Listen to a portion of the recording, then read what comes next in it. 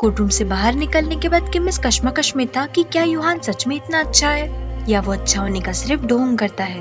अपनी सोच में किम इस कदर खोया था कि उसे यूहान की कही हुई बात भी सुनाई नहीं आती है, तो जिंजू किम को आवाज देकर उसके सोच के भवंडर से बाहर निकालती है।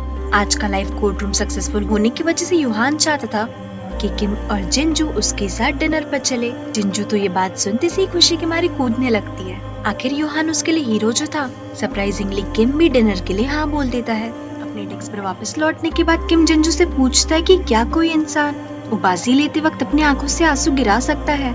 किम के इस अजीब सवाल पर जिंजू भी सोच में पड़ जाती है। दरअसल यूहान ने जब कोर्टरूम में यौन किया था तो उसकी आंख से एक आंसू भी गिरा था।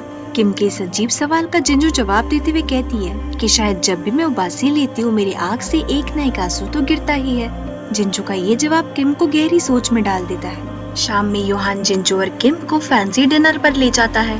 वहाँ पर यूहान उन दोनों को बताता है कि उसे हंटिंग का बहुत शौक है। साथ ही साथ यूहान ये भी बताता है कि उसे खाने का तब तक अच्छा स्वाद नहीं आता है जब तक कि वो खाने को चीरते हुए ना खाए। यूहान की इस बात से किम ऑफेंड होकर कहता है कि ऐसे तो जानवर खाते हैं, हम इंसानों को तो खाना चबा कर अपने दांतों से खाना चाहिए। उन दोनों के बीच के टेंशन को कम करने के लिए जिंजू यूहान से कहती है कि आप तो बहुत ही अमीर घराने के हैं ना, तो शायद इसीलिए अच्छा खाना खा खा के आपकी महसूस करने की शक्ति थोड़ी कम हो गई है। जिंजू की ये बात सुनने पर किम यूहान को ताना मारते हुए कहता है कि हाँ, आप तो अपने मुंह में सोने का चम्मच लेकर पैदा हुए थे। किम की ये बात सुनने के बाद यूहान को अपने बचपन के कुछ कड़वे फ्लैशबैक्स याद आने लगते हैं। यूहान जिंजू और किम को बताता है कि वो बहुत ही अमीर घराने से है और उसके डैड बहुत बड़े साहूकार थे। यूहान की ये बात सुनने के बाद किम उसके डैड को हार्टलेस जर्क बुलाता है। किम की ये बात सुनने पर यूहान उसे ताना मारते हुए कहता है, हाँ तुम तो ये कहोगे ही ना, क्योंकि तुम्हारे पेरेंट्स पाँव के अंगूठे से लेकर सिर तक कर्ज में डूबे हुए थे और इसी कर्ज से परेशान होकर तुम्हारे दोनों पेरेंट्स ने सुसाइड किया था ना।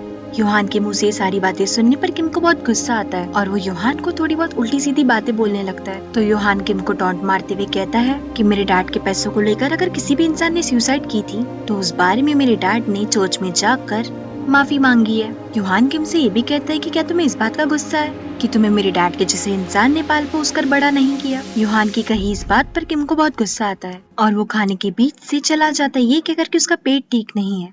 घर आते वक्त किम ये देखता है कि एक अमीर आदमी अपनी महंगी कार से सड़क पर चल रहे लोगों को परेशान कर रहा था और उसी अमीर आदमी के भद्दे मजाक से एक बूढ़ा व्यक्ति रोड पर गिर जाता है और किम उसे जाकर संभालता है। पर उस अमीर आदमी को इस बात से क्या मतलब, वो उस बूढ़े इंसान से झूठी माफी मांग कर वहाँ से चला जाता है। अगले दिन मिस चा सोशल रिस्पॉन्सिबिलिटी फाउंडेशन में जाती है। वहाँ पर सियोना मिस चा को चेयरमैन सियो, जो कि सोशल रिस्पॉन्सिबिलिटी फाउंडेशन के मालिक थे, उनसे मिलने से मना करती है। पर मिस चा सियोना से गुस्से में कहती है कि तुम्हारी जैसी 2 कौड़ी की सेक्रेटरी मुझे रोकने की हिम्मत कैसे कर सकती है। मिस चा के इस बर्ताव को देखते हुए सियोना उनसे कुछ नहीं कहती और उन्हें चेयरमैन सियो से मिलने देती है। चेयरमैन सियो मिस चा को देखते ही उनसे पूछते कि वो यहाँ पर बिना बताए कैसे आ गई। तो मिस चा उनकी बातों का जवाब ना देती हुए उनसे डायरेक्टली पूछती है कि क्या चेयरमैन सियो यूहान के साथ मिले हुए हैं पिछले लाइफ कोर्ट के जजमेंट के सिलसिले को लेकर। मिस चा की ये बात सुनने के बाद चेयरमैन सियो साफ साफ इस बात से नकारने लगते कि वो यूहान से मिले हुए हैं। चेयरमैन सीईओ की बात सुनने के बाद मिस चान से कहती है कि आपको क्या लगता है मुझे नुकसान पहुंचाने के लिए आप कोरिया के प्रेसिडेंट से हाथ मिलाएंगे और मुझे पता भी नहीं चलेगा। मिस चा की ये बात सुनने के बाद चेयरमैन सीईओ उनसे कहते हैं कि अगर तुम्हें ऐसी बकवास करनी है तो तुम्हें यहाँ से चले जाना चाहिए। मिस चा के रूम से बाहर निकलते ही सियोना ने ताना मारते हुए कहती है कि अगर आप अगली प्रेसिडेंट बनना चाहती है तो आपको जेओ केमिकल फैक्ट्री से बड़ी बड़ी कंपनीज के साथ हाथ मिलाना चाहिए। सियोना की इस बात पर मिस चा उससे पूछती कि तुम कहना क्या चाहती हो। तो सियोना बड़ी ही चालाकी से मिस चा से कहती है, अरे मैं आपको एडवाइस कैसे दे सकती हूँ, मैं तो सिर्फ 2% की सेक्रेटरी हूँ ना। इतना कहकर सियोना वहाँ से चली जाती है और मिस चा उसे घूरती ही रह जाती है। किम और जस्टिसमैन इस बात को लेकर परेशान थे कि आखिर यूहान ने जेओ केमिकल फैक्ट्री के खिलाफ में फैसला क्यों सुनाया। क्या इस फैसले के पीछे सच में यूहान की कोई साजिश थी? इसी बात को जानने के लिए किम बार बार यूहान की फोन की रिकॉर्डिंग सुनता है। रिकॉर्डिंग सुनने के बाद भी जब किम के मन को तसल्ली नहीं होती है तो वो यूहान से जाकर पूछता है कि क्या आप डॉक्टर सेफ्टी की बातों पर पूरी तरीके से भरोसा करते हैं, क्योंकि उस इंसान ने लास्ट मोमेंट में अपना स्टेटमेंट बदल दिया। इस बात पर यूहान कहता है कि शायद डॉक्टर सेफ्टी को सच बोलना होगा, इसलिए उन्होंने ऐसा किया। किम यूहान की इस बात से कन्विंस नहीं था और उल्टा उसी को कहता है कि मुझे तो लगता है कि आपने डॉक्टर सेफ्टी की बातों को बढ़ावा दिया है। क्योंकि जैसे ही उन्होंने जेयू केमिकल फैक्ट्री के मालिक को खूनी कहा, आपने उस बात को और भी ज्यादा हवा दी। किम की इस बात पर योहान उसे समझाते हुए कहता है कि इतने बड़े बिजनेसमैन को सलाखों के पीछे डालने के लिए उन्हें किसी न किसी बात का सहारा लेना ही पड़ा। 현실엔 정의 따윈 없어. 게임만 있을 뿐이지. 지독하게 불공정한. योहान की सारी बातें सुनने के बाद किम उसके ऑफिस से बाहर आकर अपने फोन की रिकॉर्डिंग बंद करता है। मतलब योहान ने अभी जो कुछ भी कहा वो सब किम ने रिकॉर्ड कर लिया है। किम सोयन को कॉल करता है और उसे मिलने के लिए बुलाता है। बेचारी सोयन को लगता है कि किम उसे डेट पर ले जाने वाला है, पर उसे क्या पता था कि किम उसे बुलाकर योहान की रिकॉर्डिंग सुनाने वाला है। योहान की रिकॉर्डिंग सुनने के बाद सोयन बहुत डिसअपॉइंट होती है और किम से पूछती कि क्या सिर्फ इसीलिए तुमने मुझे बुलाया था?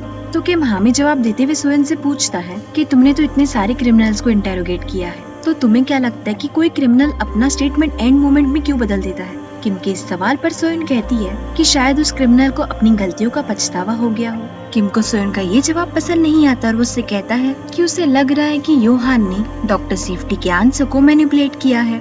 पर किम की इस बात पर सोयन को भरोसा नहीं होता है। दूसरी तरफ वही अमीर आदमी जो कि पिछली रात भी रास्ते पर चल रहे लोगों को अपनी कार की मदद से परेशान कर रहा था, वो आज भी कुछ ऐसा ही करता और रास्ते पे चल रहे लोगों को डराता है।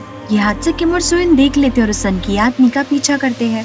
पीछा करते वक्त वो दोनों ही नोटिस करते कि एक ब्लैक कार भी उस सनकी आदमी की कार का पीछा कर रही है। थोड़ी देर की रेस के बाद जब वो ब्लैक कार उस सनकी आदमी की कार को रोक देती तो उस ब्लैक कार में से योहान निकलता है। योहान ग्लव्स पहनकर एक हथौड़े के साथ उस सनकी आदमी की कार की तरफ बढ़ता है और बार बार हथौड़े से मारकर उस सनकी आदमी की कार को चकनाचूर कर देता है। कार को नुकसान पहुंचाते वक्त योहान के चेहरे पर एक अलग सी मुस्कुराहट थी, मानो उसे बहुत ज्यादा सेटिस्फेक्शन मिल रहा हो, और वो सनकी आदमी तो डर के मारे जमीन पर ही गिर जाता है। दूर खड़े होकर किम और सोयन ये नजारा देख रहे थे। वो दोनों भी चौंक गए थे योहान के इस रूप को देखकर। सनकी आदमी योहान से पूछता भी कि तुम मेरे साथ ऐसा क्यों कर रही हो, तो योहान उससे कहता है कि तुम्हें देखकर मुझे बहुत चिढ़ आती है। कार को डिस्ट्रॉय करने के बाद योहान कार के अंदर से पाउडर निकालता है जो कि योहान ने वहाँ पर रखा था, और उस आदमी से कहता है कि मुझे तुम्हारी कार में से ये बरामद हुआ है। वो आदमी पाउडर देखते से शॉक हो जाता है और योहान से कहने लगता है कि ये मेरा नहीं है। साथ ही साथ वो उस पाउडर को छू भी लेता है। योहान उस आदमी से कहता है कि ये जरूरी नहीं है कि ये पाउडर तुम्हारा है या नहीं, जरूरी ये है कि ये चीज तुम्हारी कार से मिली है और अब इस पर तुम्हारे फिंगरप्रिंट्स भी है। जाते जाते योहान उस आदमी को बस में ट्रैवल करने के लिए कार्ड भी दे जाता है, पर योहान के वहाँ से जाने के बाद वो सनकी आदमी उस कार्ड को फेंक देता है। इतना सब कुछ देखने के बाद किम सोयन से पूछता है अब तो तुम्हें मेरी बात पर भरोसा है ना? अगले दिन सोयन डॉक्टर सेफ्टी से मिलने जाती ताकि वो उनकी मदद से सच का पता लगा सके, पर डॉक्टर सेफ्टी सोयन से सीधे मुंह बात भी नहीं करते और उसे अपने घर के सामने से जाने के लिए कहते हैं। दूर खड़े होकर एक अनजान आदमी ये सब देख रहा था और वो योहान को कॉल करके बताता है कि एक औरत डॉक्टर सेफ्टी से मिलने आई थी। उस आदमी से फोन पर बात करते वक्त योहान ने किम का वो लिसनिंग डिवाइस पकड़ा हुआ था। दूसरी तरफ किम भी योहान की सारी बातें सुन रहा था। सोयन उस डॉक्टर से भी मिलने जाती है जो कि जेयू केमिकल फैक्ट्री के पक्ष में बोल रहा था। उस डॉक्टर का कहना था कि पानी पीने के बाद उसे बहुत खांसी आने लगी और उसका ट्रक के साथ एक्सीडेंट होते होते बचा। डॉक्टर सोयन से भी कहती कि उन्होंने अपना ब्लड टेस्ट भी करवाया, पर रिपोर्ट में चिंता करने वाली कोई बात नहीं थी। रात में सोयन किम से मिलने आती है और उन दोनों के बीच में हमें एक क्यूट बॉन्ड देखने के लिए मिलता है। दरअसल सोयन किम को बहुत ज्यादा पसंद करती थी और ये सब उसके एक्शन से साफ साफ दिखाई भी देता है। थोड़ी देर बाद किम सोयन को बताता है कि आम जनता इस ट्रायल के फैसले को लेकर बहुत खुश है, क्योंकि उन बेचारों को लगता है कि फाइनली उन्हें कोई ऐसा मिल गया है जिस पर वो लोग आंख मूंद कर भरोसा कर सकते हैं। इस बात पर सोयन कहती है कि इसका मतलब ये नहीं है कि योहान अन्याय का सहारा लेकर न्याय करे, और क्राइम चाहे अच्छा काम करने के लिए ही क्यों न हो, गलत हमेशा गलत ही होता है। साथ ही साथ सोयन किम से ये भी कहती है कि उसे योहान के मामले में ज्यादा दखल अंदाजी नहीं करनी चाहिए और सब कुछ सोयन पे छोड़ देना चाहिए। सोयन ऐसे इसलिए कह रही थी क्योंकि वो जानती थी कि किम ने जज बनने के लिए कितनी मेहनत की है। अगले दिन हमें पता चलता है कि वो सनकी आदमी किसी बड़ी सी कंपनी का चेयरमैन है और वो अपने एम्प्लॉयज को भी बहुत परेशान करता है अपने मन मुताबिक चीजें न होने पर। रात में योहान उस सनकी आदमी से फिर से मिलता है और उससे पूछता है कि तुम्हारा ट्रांसपोर्ट कार्ड किधर है। योहान की ये बात सुनते से वो आदमी डरते हुए कहता है कि तुम मुझे बार बार ऐसे परेशान नहीं कर सकते। इतना कहकर वो वहाँ से चला जाता है। अगले दिन जिंजू इस बात से परेशान थी कि योहान ने उनका आने वाला लाइव केस बदल दिया और उस कॉम्प्लेक्स केस की जगह एक सिंपल असॉल्ट केस की हियरिंग रख दी। जिंजू ये सारी बातें किम से कह ही रही होती है कि तभी किम को सोयन का कॉल आता है और वो उसे बताती है कि एक अननोन वेबसाइट पर एक आदमी ने कमेंट किया है कि योहान डेविल है। सोयन और किम को लग रहा था कि इस आदमी की मदद से वो लोग योहान के बारे में और चीजें पता कर पाएंगे। थोड़ी देर बाद यूहान किम और जिंजू को अपने कैबिन में बुलाता है और वहाँ पर उनके लाइव शो के डायरेक्टर उन दोनों को भी इस शो की सक्सेस के लिए पार्टी में इनवाइट करते हैं। जिंजू इस पार्टी में आने के लिए तैयार हो जाती है, पर किम पार्टी में आने से मना कर देता है। जिंजू के पास पार्टी में पहनने के लिए अच्छे कपड़े नहीं थे, तो यूहान उसे एक बहुत एक्सपेंसिव ड्रेस गिफ्ट करता है। जिंजू और यूहान के पार्टी में आते ही सारे रिपोर्टर्स का ध्यान उन्हीं की तरफ खींचा चला आता है। जिंजू को ये चमक दमक बहुत पसंद आ रही थी और यूहान को तो इसकी पहले से ही आदत थी। पार्टी के अंदर जब सियोना यूहान से बात करनी आती तो वो उसे सिर्फ हाई बोलकर वहाँ से ही चला जाता है। तो सियोना जिंजू से बात करती है और उसे अपने चेयरमैन सीईओ से मिलाने ले जाती है। चेयरमैन सीईओ जिस तरीके से जिंजू को बात करते वक्त छू रहे थे, ये देखकर सियोना बहुत ही अजीब सी शक्ल बनाती है, जैसे कि उसे ये सब बहुत गंदा लग रहा हो और चेयरमैन सीईओ के इरादे कुछ ठीक ना हो। दूसरी तरफ किम चर्च में जाकर वहाँ पर एक फादर से मिलता है। फादर किम को बताते हैं कि वो यूहान को बचपन से जानते हैं। फादर का ये भी कहना था कि यूहान सभी बच्चों से बहुत अलग था और एक दिन क्लास में जब एक चिड़िया घुस आई थी तो यूहान ने उस चिड़िया को मार दिया था। इस हादसे के बाद से क्लास के बाकी सारे बच्चे यूहान को बुली करने लगे थे। यही नहीं, वो सब मिलकर यूहान को मॉन्स्टर बुलाते थे और उससे कोई भी बात नहीं करता था। पार्टी में यूहान जिंजू को चेयरमैन सीईओ से बचाकर उसके साथ डांस करता है। तभी वहाँ पर सियोना आ जाती है और जिंजू सियोना और यूहान को अकेला छोड़ देती है। यूहान और सियोना जब डांस कर रहे होते हैं तभी सियोना यूहान के जजमेंट की तारीफ करते हुए कहती है कि इस लाइव शो के स्पॉन्सर्स को यानी कि चेयरमैन सीईओ को शो में ज्यादा ट्विस्ट एंड टर्न्स पसंद नहीं है, तो यूहान को इस बात का ध्यान रखना चाहिए। इस बात पर यूहान कहता है कि हर किसी को खुश रखना हमेशा मुमकिन नहीं होता। चर्च में किम फादर से पूछता है कि क्या यूहान के इसी बिहेवियर की वजह से आपने उसे डेविल कहा, तो फादर मुस्कुराते हुए कहते हैं कि नहीं, ये तो सिर्फ शुरुआत थी। फादर बताते हैं कि उनके स्कूल में गरीब और अमीर दोनों कैटेगरी के बच्चे पढ़ा करते थे। गरीब बच्चे और अमीर बच्चे भला एक दूसरे से बहुत अलग हो, पर यूहान को चिढ़ाने के मामले में वो सभी साथ में आ जाते थे। यूहान ने भी उन बच्चों को सबक सिखाने की ठानी और अमीर बच्चों का सामान गरीब बच्चों की बैग में रख दिया। इससे अमीर बच्चों को ये लगने लगा कि गरीब बच्चों ने उनका सामान चुराया है और उन दोनों ही कैटेगरी के बच्चों के बीच में लड़ाई होने लगी। यूहान की इसी हरकत की वजह से फादर उसे डेविल बुलाते थे। पार्टी में हमें पता चलता है कि वो सन की आदमी मिस चा का बेटा है। मिस चा जब अपने बेटे को यूहान से इंट्रोड्यूस करवाती है तो उस लड़के की तो सिट्टी बिट्टी ही गुल हो जाती है। आखिर उसे यूहान से डर जो लगता था, पर यूहान सभी लोगों के सामने उस लड़के के साथ बहुत अच्छे से पेश आता है। फादर से बात करने के बाद किम यूहान के ऑफिस में जाता है और वहाँ पर अपना लिसनिंग डिवाइस ढूंढने लगता है। तभी वहाँ पर यूहान आ जाता है और किम से पूछता है, तुम इसे तो नहीं ढूंढ रहे?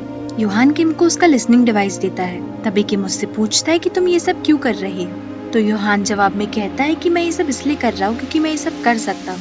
यूहान की बात खत्म हुई ही थी कि उन दोनों को ही किम के पीछे वाली दीवार से अजीब सी आवाज आने लगती है। किम समझ गया था कि ये आवाज एक बॉम्ब टाइमर की है। बॉम्ब से बचने के लिए किम यूहान को लेकर नीचे झुकने ही वाला होता है कि पीछे से बड़ा सा धमाका होता है। थोड़ी देर बाद हम देखते हैं यूहान किम को बेहोशी की हालत में अपने ऑफिस से बाहर ले जाता है और इसी सीन के साथ एपिसोड खत्म होता है। लास्ट सीन देखने के बाद एक चीज तो पक्की हो गई है कि इस ड्रामा में VFX बहुत कमाल के हैं। आज के इस हादसे से हमें ये तो समझ आ गए थे कि यूहान की कई सारे दुश्मन हैं, पर मुझे नहीं लगता जिसने भी ये हमला करवाया है वो यूहान की जान लेना चाहता, क्योंकि टाइम बॉम्ब जिस समय फटा वो टाइम बहुत ही ज्यादा ऑड था और यूहान के सारी करीबी लोगों को पता था कि वो इस समय पार्टी में होगा। जो भी हो, ये देखना बहुत ही ज्यादा इंटरेस्टिंग होगा कि आखिर किसने यूहान के ऑफिस में बॉम्ब प्लांट किया। अगर आप लोग ये ड्रामा देख रहे हैं तो प्लीज कमेंट डाउन बिलो कि आपका कौन सा एपिसोड चल रहा है। See you in the next episode. Take care of yourself. See या।